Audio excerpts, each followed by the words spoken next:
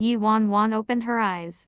She was faced with a pair of eyes that sent chills down her spine and made her soul quiver. Ah! Her pale fingers tightly twisted the duvet. Again, she had to endure the pain of her body being torn apart. Could this be hell? Why is it that I'm obviously dead, but had to come back here, next to this devil? Her mind was muddled due to this man's scorching temperature and, out of instinct, she resisted. Don't touch me. With one fluid movement it was as if she was touched by ice. His ghostly, blood-thirsty expression clouded and his ice-cold lips bit down on her ruthlessly, as if wanting to swallow her whole. Wan Wan was in such pain that she couldn't think straight. She muttered subconsciously, why? Why me, Si Han? Why must it be me? Because it has to be you.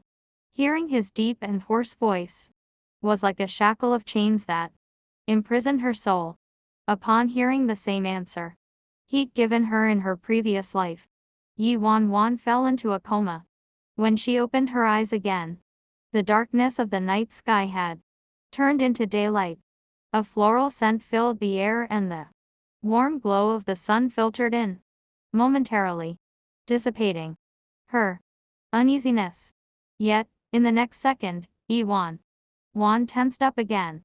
A strong sense of distress spread in her as the man awakened.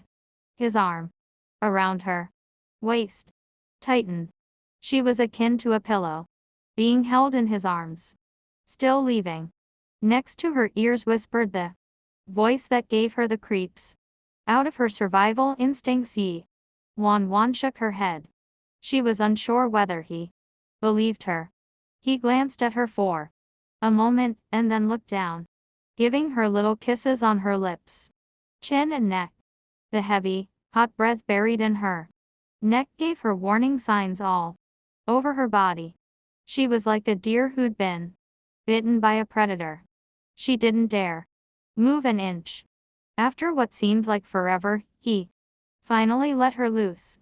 In the next second, a surprisingly pleasant sight fell into Wan Wan's view. He left the bed half naked, the backlight outlining his slender stature and tapered waist. However, this view lasted only for a moment as he swiftly picked up his clothes by the bed and buttoned his shirt all the way to the top, meticulously. It was only a while ago that he'd been as ferocious as a beast, but in this moment his handsome face was cold without a trace of humanity.